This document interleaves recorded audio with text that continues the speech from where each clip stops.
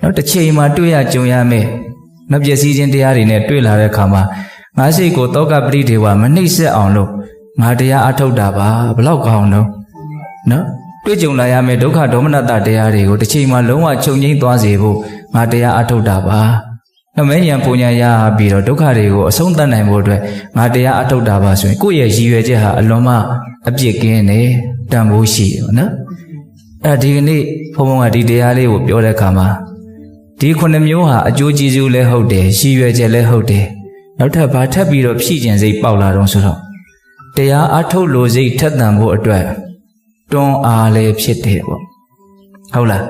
ဒီလှုပ်ဟာစိတ်ကိုဖြူစင်သေးတယ်လို့စဉ်းစားလိုက်တဲ့အခါမှာလှုပ်ချင်စိတ်ထက်သန်မှုရှိမလားဟုတ်လားရှိလာနော်အကျိုးရလဒ်ကိုမြင်ရင်လူဆိုတာလှုပ်ချင်တာပဲလေဟုတ်လားအဲ့ဒါလိုပဲဘုန်းဘုန်းတို့တောကပတိဒေဝကိုနော်ကြော်လွှားသွားစီလိမ့်မယ်လို့တွေးလိုက်တာနဲ့ဒီအလုပ်ကိုလှုပ်ချင်စိတ်ဘုန်းဘုန်းတို့ဖြစ်ပေါ်လာတယ်ဒုက္ခဒေါမနတကိုချုပ်ငြိမ်းစေလိမ့်မယ်လို့စဉ်းစားလိုက်တာနဲ့ဒီအလုပ်ကိုလှုပ်ချင်စိတ်ထက်သန်လာမယ်ဉာဏ်အစစ်အစစ်မြင့်ပြီးတော့မဲ့ဉာဏ်ကိုရမယ်တသံတရားလုံးတစ်ခါမှမတွေ့ဘူးမကြုံဘူးမသိဘူးတဲ့နိဗ္ဗာန်ချမ်းသာကိုရပြီးတော့ဒုက္ခငြိမ်းရမယ်လို့မြန်စဉ်းစားလိုက်ရင်ဒီအလုပ်ကိုလှုပ်ချင်စိတ်ထက်သန်လာလိမ့်မယ်ဟုတ်လားအဲ့ဒါဘုံဘုံဒီကနေ့ဒီအကျိုးကျေးဇူး9မျိုးတွေကနံပါတ်1နဲ့နံပါတ်3ဖြစ်တဲ့သောကပရိဒေဝနာတမတိကမာယဆိုတဲ့အကျိုးရလဒ်ကိုကြည့်ပြီးတော့ကိုယ့်ရဲ့စိတ်ကိုသတိပဋ္ဌာန်ဘာဝနာအားထုတ်တဲ့နေရာမှာနော်ထက်ထက်တန်တန်ဇွဲလုံးလာဝိရိယနဲ့ကြိုးစားအားထုတ်နိုင်ဖို့တွန်းအားဖြစ်စေဖို့ဆိုတဲ့ရည်ရွယ်ချက်နဲ့အဲ့ဒီအချက်ကလေးကိုဥသာပေးပြီးတော့ပြောခြင်းပါနော်တရားကောင်းစဉ်လေးတောင်ဘုံဘုံကစိတ်ကူးထားတယ်ပျက်စီးချိန်မှာမငိုရလေအောင်တဲ့ဟုတ်လားပျက်စီးချိန်ကြုံလာရင်ဘုံဘုံတို့တွေဟာငိုရမှာနော်မငိုဘူးဆိုတာကကိုယ်စိတ်ထဲကဒါဟာငိုရလောက်အောင်တန်ဖိုးရှိတယ်လို့မထင်သေးတဲ့အရာတွေပြတ်တဲ့အချိန်မှာတော့ငိုသေးမှာမဟုတ်ဘူးပေါ့ငိုရလောက်အောင်တန်ဖိုးရှိတယ်လို့ကိုထင်ထားတဲ့အရာပြတ်ပြီဆိုရင်တော့ငိုမှာပဲဟုတ်လားအဲ့တော့ဘုန်းတို့ပျက်စီးမှုဆိုတာကအကျဉ်းများအဖြစ်သိပ်ပြီးတော့မထိခိုက်စေတဲ့ပျက်စီးမှုတွေလည်းရှိတယ်ဆူဆူဝါဝါထိခိုက်သွားစေတဲ့ပျက်စီးမှုတွေလည်းရှိတယ်ပျက်စီးမှုကတော့အများကြီးပဲဥစ္စာပစ္စည်းတွေပျက်စီးတယ်တချို့ကြတော့လည်းပဲအသိဉာဏ်အထိုက်လျောက်ရှိတဲ့အခါကျတော့ဥစ္စာပစ္စည်းပျက်စီးတာလောက်နေတော့မငိုသေးဘူးပေါ့ဒါပေမဲ့တချို့ကြတော့လည်းပဲခန္ဓာကြီးနေတဲ့အခါကျတော့ငိုယုံနေမကဘူးယူသွားတဲ့လူတွေတောင်ရှိဘဝမှာနေခြင်းစိတ်တောင်မရှိတော့ပါဘူးဆိုပြီးတော့ဥစ္စာပစ္စည်းပျက်စီးလို့တတ်သေးတဲ့လူတွေတောင်ရှိတယ်ဟုတ်လားအဲ့ဒါဘုံဘုံဒီကနေ့ဥစ္စာပစ္စည်းပျက်စီးလို့တောကပတိတွေကဖြစ်ရမယ့်အကြောင်းအရာလောက်တော့မပြောကျင်သေးဘူးဘာပြောကျင်လို့ဆိုတော့လူကိုတကယ်ထိခိုက်မှုဖြစ်စေတဲ့အစဉ်ပြေပြေဖြတ်တန်းဖို့အလွန်ခက်မဲ့ပျက်စီးမှုအဲ့ဒါကဘာတော့ဆိုတော့နော်ကိုချစ်ရတဲ့ခင်ရတဲ့ပုံကိုယ်တွေနဲ့ကွဲကွာရတယ်ဆိုတဲ့အမှုပျက်စီးမှုအဲ့ဒါပျက်စီးမှုပဲလေဘာပျက်စီးသွားတာတော့အတူတူနေရတယ်ဆိုတဲ့အခြေအနေပျက်စီးသွားတာဟုတ်တယ်မဟုတ်လားအဲ့ဒီအတူတူနေရတယ်ဆိုတဲ့အခြေအနေပျက်စီးသွားတာကိုလူတွေဟာသိပြီးတော့တိမခံနိုင်ကြဘူးစိုးရိမ်ကြတယ်ငိုကြွေးကြတယ်ဟုတ်လားနောက်ဘုံဘုံတို့နာခြင်းတရားနဲ့တွေ့လာတဲ့အခါမှာဒါဘာကြောင့်နာခြင်းတရားဖြစ်တာတုံးလို့မေးရင်ဒီနာခြင်းတရားဟာဘာပျက်စီးမှုလဲလို့မေးရင်ဘယ်လိုပြောမလို့ကျမ်းမာရေးပျက်စီးတာဟုတ်လားခန္ဓာကိုယ်နေတာထိုင်တာရှိနေတဲ့အခြေအနေလေးပြတ်သွားတာအခုသာဘုံဘုံတို့ကနေတာထိုင်တာရှိနေတဲ့အခြေအနေကိုတန်ဖိုးထားအောင်မှမသိတာကွက်ကိုမလီငါရတောက်လိုက်တာအခုဘာယောဂမလားမရှိဘူးကောင်းလိုက်တာလို့လူတွေဟာဒီဟာလေးကိုအတိအမှပြုတ်ခဲတယ်ပေါ့နော်ဟာတကယ်နေမကောင်းထိုင်မကောင်းဖြစ်ပြီဆိုတော့မှဒီနေတာထိုင်တာရှိခဲ့တဲ့အနေအထားလေးကိုအလွန်လွမ်းတယ်ပေါ့တခါတလေတရက်လောက်ရှိသေးတယ်နေမကောင်းတာကလွမ်းလာပြီနေကောင်းနေတဲ့အခြေအနေလေးကိုပြန်ရောက်ချင်လာပြီဟုတ်လားအဲ့တော့ကျမ်းမာရေးဖောက်ပြန်တယ်နော်နာရတယ်ဆိုတာနေတာထိုင်တာရှိတဲ့ကျမ်းမာတဲ့အခြေအနေလေးပါဖြစ်သွားတာတော့ပြတ်သွားတာဒါလည်းပျက်စီးမှုပဲနော်အဲ့ဒီပျက်စီးမှုနဲ့ကြုံရင်လည်းဘုံဘုံတို့ရဲ့စိတ်ဟာအလွန်ထိခိုက်ရလိမ့်မယ်ဟုတ်လားစေယုံစေကမှာစိတ်ကူးလေးနဲ့နေကြည့်လိုက်အရန်စိတ်ပြက်စရာကောင်းပါလေမသွားလို့လည်းမရဘူးတကယ်ပြက်နေပြီဆိုရင်သူတို့ကမှပြင်နိုင်တာကိုဟုတ်လားနောက်ထပ်ဘုံဘုံတို့အကြီးအမားဆုံးပျက်စီးမှုကဘာလဲဆိုတော့ရှင်သန်မှုပျက်စီးတာသေရင်တရားနဲ့တွေ့လာတဲ့အခြေအနေတစ်ခုပေါ့နော်အဲ့ဒီရှင်သန်မှုပြက်တာကတော့သူကအရာအလုံးပြက်တယ်လို့တောင်ဆိုနိုင်ပါတယ် သူတော်ကောင်းတရားတော့ပြတ်တယ်လို့တော့မပြောနိုင်ဘူးပေါ့လေသူတော်ကောင်းတရားရှိနေရင်သေလည်းပဲသူတော်ကောင်းတရားတော့မပြတ်ဘူးကျန်တာတွေကတော့အကုန်ပြတ်မှာပဲနော်ကိုမိသားစုဆိုတာတွေကလည်းကိုတီဗီဆိုတာနဲ့ကိုမိသားစုလို့မဟုတ်တော့ဘူးစဉ်းစားကြည့်နော်အခုကတော့အလုံးကိုပဲအရေးပါပြီးတော့အရာရောက်ပြီးတော့ကိုယ့်ဟာမှာတကယ်ကိုပဲဓမ္မတာဆိုပြီးတော့နော်သိမ့်ထားကြရတာဟုတ်လားစိတ်ထဲမှာသေပြီးဆိုရင်အဲ့ဒါဟာကိုယ်နဲ့ဘာမှမဆိုင်တော့ဘူးကိုမိသားစုလည်းမဟုတ်တော့ဘူးဥစ္စာပစ္စည်းတွေကလည်းကိုဥစ္စာပစ္စည်းတွေမဟုတ်တော့ဘူးကိုလှုပ်လက်စအလုပ်တွေကလည်းကိုနဲ့ဘာမှမဆိုင်တော့ဘူးတကယ်ပဲနော်သေသေးချာချာစဉ်းစားကြည့်သေခြင်းတရားဟာအရာအလုံးပြတ်တာပါဟုတ်လာ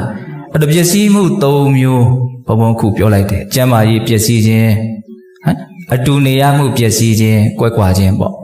့ကျမ်းမာရေးပစ္စည်းခြင်းနာမှုနော်ရှင်သန်မှုပျက်စီးခြင်းသိမှုအဲ့ဒီ၃ခုသောပျက်စီးခြင်းဟာဒကာဓမ္မတို့ပုထုဇဉ်တတ္တဝါတွေကိုအကြီးအကျယ်နှိမ့်ဆက်နိုင်ပါတယ်အဲ့ဒါတွေကိုပေါ့မတွက်နဲ့ပေါ့နော်အဲ့ဒါတွေကတော့ပုံမှန်တိုင်းလာတာပါသူတို့ကတော့ပေါ့တယ်လေးတယ်လို့မရှိပါဘူးကိုအဲ့ဒါကိုခန္ဓာကြီးရှိမရှိဆိုတဲ့ဥစ္စာကိုရှော့လည်းမတွက်ဖဲနဲ့ပိုလည်းမတွက်ဖဲနဲ့အမှန်တိုင်းသိတဲ့တယ်နော်ဒီအရာတွေနဲ့တွေ့လာလို့ရှိရင်ငါအဆင်ပြေမဲ့ငါလားအဆင်မပြေမဲ့ငါလားဆိုတာကိုဘာလို့ထားဖို့လိုတော့ကျွတ်တင်ပြီးတော့မှန်မှန်ကန်ကန်တွေးလို့ဆင်ခြင်နားလည်ထားဖို့လိုတယ်ပေါ့ဟုတ်လားအဲ့ဒါကိုတွေးပြီးတော့အဲ့ဒီအခြေအနေမျိုးတွေကြုံလာတဲ့အခါမှာကိုယ့်ရဲ့စိတ်ကိုနော်စိုးရိမ်မှုငိုကြွေးမှုကမနှိမ့်ဆက်အောင်ဘုံဘုံတို့တွေကဘာလုပ်ရမလို့သတိပဋ္ဌာန်တရားကိုကျွတ်တင်ပြီးတော့ဂျုံမအထောက်ထားရမယ်တော့သတိပဋ္ဌာန်တရားအားထုတ်ရင်ရရှိမဲ့အကျိုးကျေးဇူးဒီပင်လင်စဉ်းစားလိုက်တဲ့အခါမှာကိုယ့်ကိုအားထုတ်ဖြစ်ဖို့အတွက်တွန်းအားတစ်ခုဖြစ်နေတာကိုအံ့ဩဖွယ်ရမတွေ့ရဘူးလားတွေ့ရတယ်ဒါမျိုးတာနော်ပျက်စီးချိန်မှာမငိုရလေအောင်ဆိုတာဟုတ်လားတဘုံတို့တရားအားထုတ်တယ်ဆိုတာဘုံဘုံစိတ်ထဲမှာတွေးမိတာအဓိကကတော့ရည်ရွယ်ချက်နှစ်ခုပေါ့အခုလောလောဆယ်လည်းပဲငြင်းငြင်းအေးအေးချမ်းချမ်းသာသာကောင်းကောင်းမွန်မွန်လေးနေခွင့်ရအောင်နော်တရားလေးအားထုတ်ပြီးတော့နေရတာအားထုတ်နေရတဲ့အခိုက်မှာကိုစိတ်ဟာချမ်းသာတယ်ငြိမ်အေးတယ်သူ့ဆင်လေးနဲ့သူပေါ့ဟုတ်လားပြီးရင်ဒါနဲ့ပြီးသွားသလားဆိုတော့မပြီးဘူးနော်ဒီချမ်းသာမှုလေးကအနာဂတ်အစင်မပြေမှုနဲ့တွေ့လာတဲ့အခါမှာလည်းအများကြီးသူ့ကိုဖေးမလိုက်မယ်အဲ့တော့ဘုန်းတို့တရားအားထုတ်တယ်ဆိုတာပြစ္ဆုတ်ပံလဲချမ်းသာဖို့အနာဂတ်မှာလည်းပဲဆင်းရဲစရာအကြောင်းနဲ့တွေ့လာတဲ့အခါမှာမဆင်းရဲဘဲနဲ့နေနိုင်ဖို့ဆိုတဲ့ဒီရည်ရွယ်ချက်ဒီအကျိုးကျေးဇူးနှစ်ခုကိုမျှော်ကိုးပြီးတော့လုပ်ရမှာဟုတ်တယ်မဟုတ်လားအခုပြောနေတာကပြစ္ဆုတ်ပံမှာချမ်းချမ်းသာသာနေဖို့ဆိုတဲ့ရည်ရွယ်ချက်ကိုတတ်တာထားပြီးတော့ဟုတ်လားကိုပြည်လေအောင်မဖြည့်ရှင်းနိုင်လောက်သေးဘူးလို့ထင်ရတဲ့ပျက်စီးမှုနဲ့ကြုံလာတဲ့အခါမှာချမ်းချမ်းသာသာနေဖို့ဆိုတဲ့ရည်ရွယ်ချက်နဲ့လည်းပဲတရားအထောက်ရမယ်ပေါ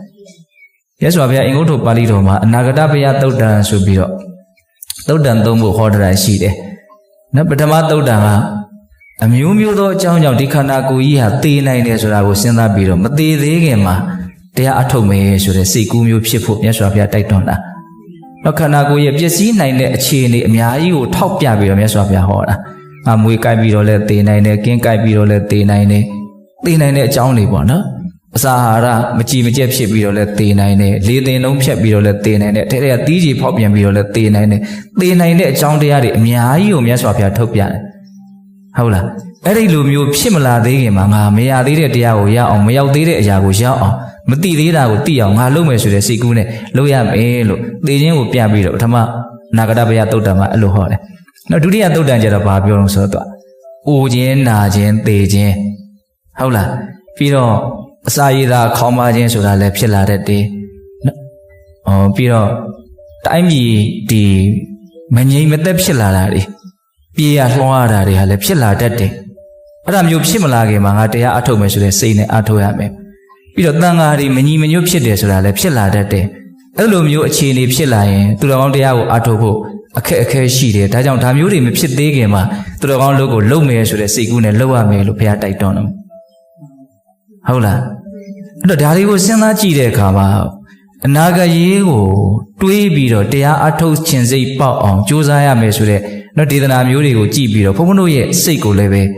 ပြစ္ဆုတ်ပံမှာလည်းချမ်းသာဖို့အနာဂတ်မှာလည်းပဲအစဉ်ပြေစေဖို့ဆိုတဲ့ရည်ရွယ်ချက်နဲ့ကိုတွန်းအားပေးတဲ့အလုပ်ကိုလုပ်ရမယ်နော်စိတ်ဆိုတာကအကြောင်းမျိုးမျိုးပြပြီးတော့ဒီကောင်းမြတ်တဲ့အလုပ်ကိုသွေးဖီးနေတာတွေရှိတယ်ဟုတ်လားအိမ်မှာနေတဲ့အခါကပြောနေနော်ဒီမှာတကယ်လုပ်မယ်ဆိုပြီးတော့လာတဲ့အချိန်မှတော့မှစုပ်နေတဲ့စိတ်တွေတွန့်ဆုတ်နေတဲ့စိတ်တွေအများကြီးမရှိဘူးလားရှိရနော် အချိန်ပြည့်ကိုယ်စိတ်ဟာဒီထဲမှာတက်ဝင်နိုင်ဖို့ဆိုတာတုံတယုံဓာတ်ခံပါရမီနဲ့မသွားနိုင်ဘူးအဲ့ဒီတိုင်းမသွားနိုင်ဘူးရက်ကန်သွားကြတာပဲများဟုတ်လားဒါကိုလည်းဒီတိုင်းမှာပဲဒါတော့သူများကိုလည်းဘုံဘအပြစ်ကတော့မမြင်ပါဘူးဟုတ်လားဒီလိုလေးလာပြီးတော့ဒီထဲမှာ5-6ချိန်လောက်ထိုင်းနေတာဟုတ်ပဲတော်တော်ကောင်းလာပြီလို့စိတ်ထဲကတော့အဲ့လိုအောင်းမိပါတယ်ဟုတ်လားသို့တော့ဘယ်လိုကိုလဲဆိုတာ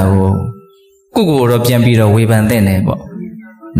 အချိန်ပြည့်ငါဒီထဲမှာအယုံဆိုင်ပြီးတော့လုံနိုင်တဲ့ငါဆိုရင်တော့အဲ့ဒီလိုငါမျိုးဟာသူ့ကိုယ်သူပို့ပြီးတော့ကျင့်တတ်မှုကိုရစေမဲ့ငါမျိုးပဲဟုတ်တယ်မဟုတ်လားပေါ့ရောငါပေါ့ရောလောက်ပဲကိုယ်ကျင့်တတ်မှုဖြစ်စေမှာပဲဒါကိုလှုပ်တဲ့လောက်ရမှာပဲဟုတ်တယ်မဟုတ်လားအဲ့တော့ကိုအလုတ်ဖြစ်အောင်အလုတ်တွေလှုပ်ဖြစ်သွားအောင်ဘုံဘုံတို့ကနီးမျိုးစုံနဲ့ဒါတွန်းအားဖြစ်စေမဲ့စကားတွေကိုပြောတာဟုတ်လားအခုပြောနေတာပါတော့အနာဂတ်မှာတွေ့ရကြုံရမယ်ပျက်စီးခြင်းတွေအခုပြောနေတဲ့ပျက်စီးခြင်းတွေစိတ်ကူးရင်တစ်ခုမှမပါဘူးမြေကြီးလက်ခတ်မလွယ်တွေ့လိမ့်မယ်အဝိဇ္ဇာအားကြီးလွန်းလို့သာမှောင်ပြီးတော့မမြင်ကြတာဒါမနဲ့တိုင်ထည့်ပြောတာရှိရလေ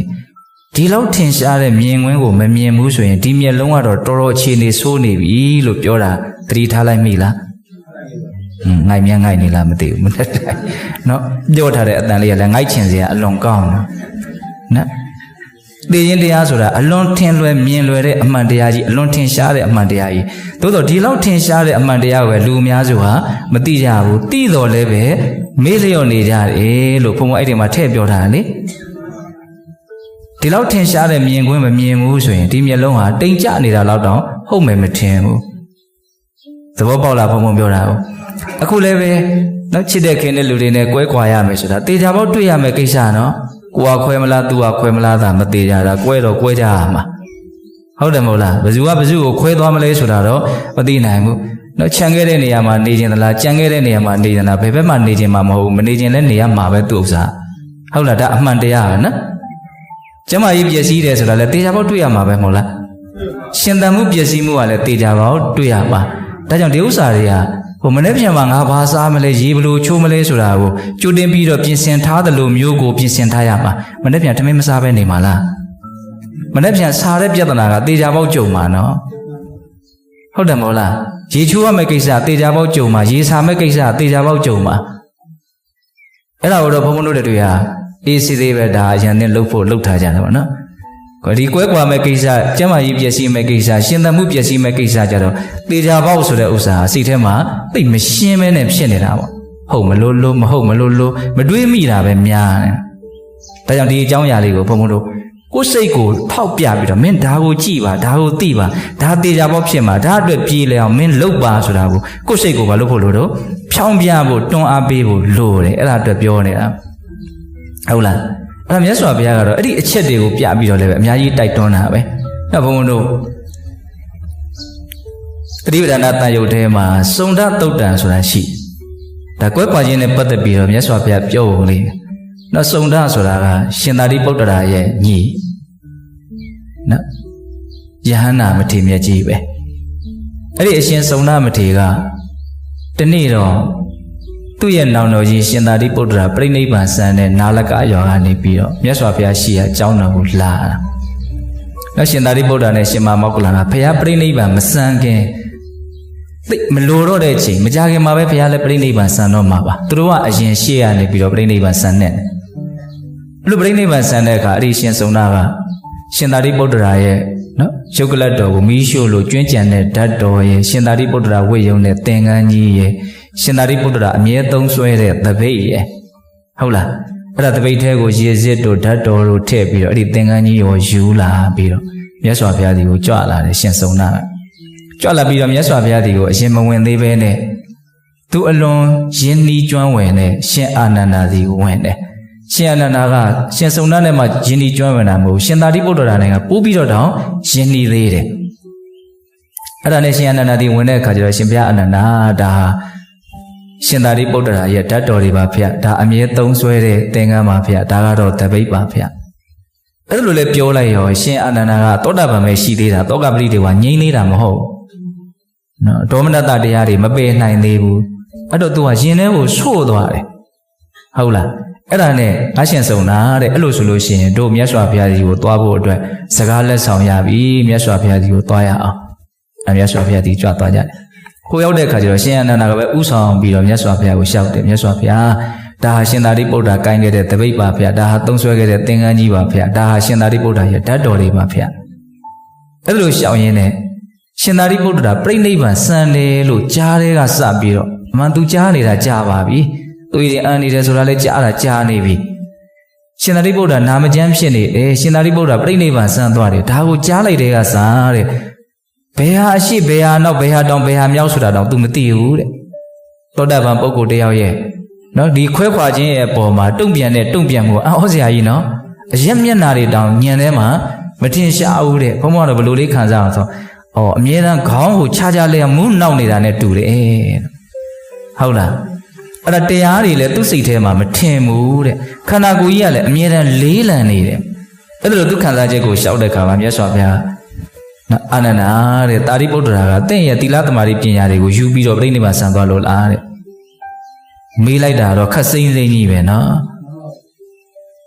တင့်ရဲ့သီလသမารိပညာတွေကိုယူပြီးတော့ပြိဋိဘံဆံသွားလို့လားလို့မြတ်စွာဘုရားအဲ့လိုမေးတော့မြတ်စွာဘုရားတဲ့အဲ့လိုယူပြီးတော့ပြိဋိဘံဆံသွားတာတော့မဟုတ်ပါဘူးတဲ့ဒါပေမဲ့လို့ရှင်သာရိပုတ္တရာဟာနော်တန်ဃာတော်တွေရဲ့အပေါ်မှာတပည့်တော်တို့ရဲ့အပေါ်မှာအလွန်တရာမှအာကိုအာရပြုရတယ်မျက်နှိုးဝေရကောင်းတဲ့ပုဂ္ဂိုလ်ဖြစ်တဲ့အတွက်ကြောင့်သူအဲ့လိုခံစားရတဲ့အကြောင်းကိုမြတ်စွာဘုရားကိုရှောက်အဲ့ဒီမှာမြတ်စွာဘုရားကရှင်သာရိပုတ္တရာပြိဋိဘံဆံတာနဲ့ပတ်သက်ပြီးတော့ဒီရှင်အနန္ဒာကိုပြောတဲ့စကားလေးတွေဒါလေးတွေကရိုးနေအောင်ကြားဖို့နေတဲ့စကားလေးပဲမယ်လို့အလွန်ကောင်းတယ်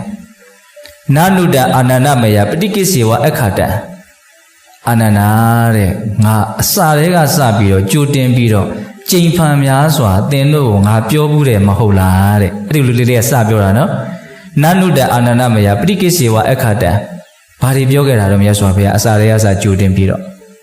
သဗ္ဗေဟိပိယေဟိမနာပေဟိနာနာဘာဝဝိနာဘာဝအညထဘာဝတံကုတ္တအာနန္ဒလဗ္ဗယန္တဇာတံဘုဒ္ဓသင်္ခဏပလောကဓမ္မနောတံဝတ္တမာပလုစီတိနေတံဌာနဝိဇတိတဲ့အဓိပ္ပာယ်ကသဗ္ဗေဟိအလုံးစုံကုန်သောပိယေဟိချစ်အပ်ကုန်သောမနာပေဟိမျက်နှိုးအပ်ကုန်သောတတ္တဝသင်္ခါရတို့နှင့်နာနာဘာဝရှင်ခွဲကိုရခြင်းတည်၎င်းဝိနာဘာဝသေခွဲကိုရခြင်းတည်၎င်းအညထဘာဝဘဝချပြီးတော့ဘဝတစ်ပါးစီဖြစ်ပြီးတော့ကိုရခြင်းတည်၎င်းကွက်ခွာခြင်းအမျိုးမျိုးပေါ့အဲ့ဓာတွေဟာတဲ့နော်ယန္တဇာတံဘုဒ္ဓသင်္ခဏပလောကဓမ္မဖြစ်လာတဲ့တရားကြီးပွားလာတဲ့တရားပြုပြင်ရတဲ့တရားပျက်စီးသွားတဲ့တရားတွေမှာဒီလိုကွဲကွာခြင်းတရားတွေမဖြစ်ပါနဲ့လို့ဘယ်မှာတောင့်တလို့ရနိုင်မလဲတဲ့အဲ့လိုတောင့်တလို့ရနိုင်စရာအကြောင်းလောကမှာမရှိဘူးတဲ့ကျိန်ဖန်များစွာရှေးဦးစွာတဲ့ကစငါခဏခဏပြောခဲ့တယ်မဟုတ်လားဆိုတာဒီစကားကိုပြောတာတဲ့နော်အလုံးစုံသောချစ်အပ်မြတ်နိုးအပ်သောတတ္တဝသင်္ခါရတို့နှင့်ရှင်ကွဲကွဲရခြင်းသေကွဲကွဲရခြင်းဘဝချပြီးတော့ကွဲရခြင်းအဲ့ဒီကွဲကွာခြင်းတွေမဖြစ်ပါစေနဲ့လို့ဒီသဘာဝတရားတွေရဲ့အပေါ်မှာတောင့်တလို့မရနိုင်ဘူးဒီသဘာဝတရားဆိုတာကိုဘယ်လိုလေးမြတ်စွာဘုရားပုံဖော်တော့ဆိုတော့စကားလုံးလေးလုံးသုံးထားတယ်ယန္တံဇာတံဘုဒ္ဓံသင်္ခတံပလောကဓမ္မံနော်ဇာတံစပြီးတော့ဖြစ်လာတယ်ဇာတိပေါ့နော်မွေးဖွားလာတယ်ပြီးတော့ဗါတော့ဘုဒ္ဓံကြီးပွားလာတယ်အကောင်လေးကတဖြည်းဖြည်းနဲ့ကြီးလာနော်ကလလကြီးကြီးအဆက်အပြောက်လေးကနေပြီးတော့တဖြည်းဖြည်းနဲ့မဖြစ်လာတော့ကြီးလာတယ်အမေဝမ်းထွက်တဖြည်းဖြည်းနဲ့ပဲကြီးလာတယ်ဇာတံဘုဒ္ဓံဖြစ်လာတယ်ကြီးလာတယ်ပြီးတော့ဗါတော့သင်္ခတံတဲ့ဘုံမသဘောကျစကလုံးတစ်လုံးချင်းစီကိုဟုတ်လားသင်္ခတံဆိုတာဗါတော့အမြဲပြင်ပေးနေရတယ်တဲ့ကဲလှုပ်တက်တဲ့အရွယ်တွေကစတော့လှုပ်ပေးနေရတာမလှုပ်တက်တဲ့အရွယ်တုန်းကလည်းသူများလှုပ်ပေးရတာပဲနော်အမေရင်ခွင်ထဲမှာရှိတော့ကိုမမလှုပ်တက်သေးတော့အမေကလှုပ်ပေးတာအမေလှုပ်မပေးရင်သေမှာနော်တတ္တဝါရဲ့သဘောကဘာလို့ဇာတံဖြစ်လာတယ်ဘူတံကြီးပွားလာတယ်သင်္ခတံလှုပ်ပေးနေရတယ်ပြင်ပေးနေရတယ်ဒီတိုင်းထားလို့မရဘူးတဲ့အဲ့လိုလှုပ်ပေးတဲ့ကြားတွေကပဲနောက်ဆုံးကျတော့ပလောကဓမ္မသွားတာပဲတဲ့ပြတ်သွားတာပဲဘဝရဲ့သမိုင်းလို့တောင်ပြောခြင်းတယ်ကျုပ်ကဟုတ်လားငွေဖွာလာတယ်ကြီးထွားလာတယ်ပြုပြင်ပေးရတယ်ဘလို့ပဲလှုပ်ပြီးတော့ပြတ်သွားတယ်ဒီလိုသဘာဝတရားတွေရဲ့ပုံမှာကွဲကွာခြင်းတရားတွေမဖြစ်ပါစေနဲ့လို့ဘယ်မှာတောင့်တလို့ရနိုင်မလဲအဲ့လိုဖြစ်เสียအကြောင်းရှိကိုမရှိဘူးတဲ့ဒီစကားမျိုးကိုငါကြင်ဖန်များစွာပြောခဲ့ပြီမဟုတ်လားအရှင်သာရိပုတ္တရာတေလို့စိတ်ထဲမှာဘာမှထိခိုက်မနေနဲ့လို့ရှင်အနန္ဒာကိုအဲ့လိုပြောတာအဲ့ဒီမှာဆက်ပြီးတော့မြတ်စွာဘုရားပြောတာလေးကစိတ်ဝင်စားစရာကောင်းတယ် တတမတိဟအာနန္ဒအတ္တတိပါဝိရဒအတ္တတရဏအနေညတရဏဓမ္မတိပါဓမ္မတရဏအနေညတရဏနော်ဟိုတနေ့ကလည်းပြောရတယ်နော်ဒီစကားလေးနော်တတမတိဟအာနန္ဒဒါကြောင့်မို့လို့တဲ့အတ္တတိပါဝိရဒကိုမှီခိုပြီးတော့နေကြအတ္တတရဏကိုအာကိုပြီးတော့နေကြအနေညတရဏကိုဟာလွဲလို့ဘုရားမှာအာမကိုပဲနဲ့နေက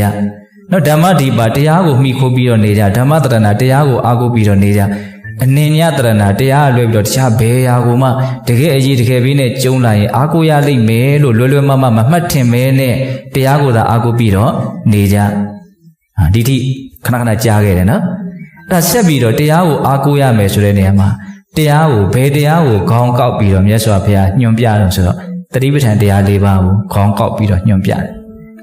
်နော်ကိုအာကိုရမယ်ဆိုတာတရားရှိတဲ့ကိုအာကိုရမှာလို့ပြောလို့တဲ့အတွက်ကြောင့်တရားကိုအာကိုလို့ဆက်ပြောတယ်နော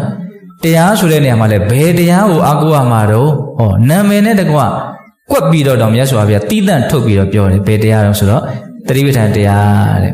ကိုဘလို့ဖြစ်နေလဲဆိုတော့အမှန်တိုင်းတိနေတဲ့အလုပ်ဟာဉာဏ်ပညာကိုဖြစ်ထွန်းစေတယ်အဲ့ဒီဉာဏ်ပညာကအရာအလုံးကိုပြည်လည်သွားစေလိမ့်မယ်ဉာဏ်ပညာမရှိရင်ဘာမှပြည်လည်မှာမဟုတ်မပြေလည်ဘူးဆိုတာဖြည့်ရှင်းတယ်လို့ပေါ့နော်ဖြည့်ရှင်းတယ်ဆိုတဲ့စကားလေးကြည့်ပါဖြည့်တယ်ရှင်းတယ်ဖြည့်တယ်ဆိုတော့ဘာလို့ဖြည့်တာတော့ချီထားလို့ပေါ့ရှင်းမှရှုပ်တာကိုလာလေဖြည့်တယ်ဆိုတာဘာလို့ချီထားလို့ဖြည့်ရတာပေါ့ဘာတွေနဲ့ချီထားတာတော့တာယောစဉ်ကျိုးတွေနဲ့ချီထားတာအလွဲတွေအမားတွေနဲ့ချီထားတာဟုတ်လားအဲ့ဒါတွေချီထားတော့အဲ့ဒါနေရခတ်တော့အကျင့်ကြက်ပြီးတော့အဲ့ဒါနေရခတ်တော့တာအကုန်လုံးချီတုတ်ထားတာဆိုတဲ့အခါကျတော့အဲ့ဒါဖြည့်နိုင်လေးနေရတာသတ်တာလေးပေါ့ရှင်းတယ်ဆိုတော့ဘာလို့ရှင်းရတာတော့ရှုပ်နေလို့ရှင်းရတာရှုပ်တာပိုတောင်ဆိုးသေးတယ်ထင်တယ်နော်ရှုပ်နေတဲ့ဆိုဥစ္စာကသူကဖြည့်တာမှသူကနီလန်းလေးကစိတ်ထဲမှာရှင်းလင်းလေးပေါ်နေတယ်လို့ရှိတယ်ရှုပ်တာကြီးကချီဝင်ဥပေါက်လို့ရှုပ်နေတယ်ဘယ်ဟာစလို့ဘာကင်လို့ကင်မှမသိတော့ရှုပ်ထွေးနေတယ်စာပေါင်းတိုက်ကြီးလို့ရှုပ်ထွေးနေတယ်ချီဝင်ဥပေါက်လို့ရှုပ်ထွေးနေတယ်ရိပ်ဖြတ်ပြီးတော့ထုံးထားတဲ့မြက်ထုံးကြီးလို့ရှုပ်ထွေးနေတယ်လို့ဘုရားတင်စားပြီးတော့ဟောတာရှိဟုတ်လားအဲ့လိုဖြည့်မှုရှင်းမှုကိစ္စကိုဘယ်လိုလုပ်ပေးနိုင်မလို့ထင်လဲပညာအမှန်သိမှုကပဲရှင်းနိုင်တာကိုယ်လည်းမရှင်းနိုင်ဘူးသူလည်းမရှင်းနိုင်ဘူးပညာမရှိလို့ကတော့ဘယ်သူမှမရှင်းနိုင်ဘူးနော်အဲ့ဒီလိုဖြည့်ရှင်းနိုင်တဲ့ပညာကိုဘုန်းတို့ဘာလုပ်ရင်ရမှာတော့တတိထားနေတဲ့အလုပ်ကိုလုပ်ရင်ရနိုင်တယ်တဖြည်းဖြည်းနဲ့နားလေလာရင်ငါကတော့ငါမိုက်တာပဲမိုက်တော့လည်းခံရတာပဲဟုတ်လားမမိုက်ရင်မခံရဘူးနော်အဲ့ဒါလိုမျိုးမြတ်စွာဘုရားကတတိပဋ္ဌာန်တရားကိုအားကိုးကြဖို့ခေါင်းကောက်ပြီးတော့ဟောတာတတိပဋ္ဌာန်တရားပွားလို့ရှိရင်တရားတည်းဟူသောအားကိုးရမယ်တရားရှိပြီဆိုရင်အဲ့ဒီကိုဟာကိုယ့်အတွက်အားကိုးထိုက်ပြီးအားကိုးလောက်ပြီးဟုတ်လားအဲ့ဒါကွက်ကွာခြင်းနဲ့ပတ်သက်ပြီးတော့မြတ်စွာဘုရားနော်အစဉ်ပြေအောင်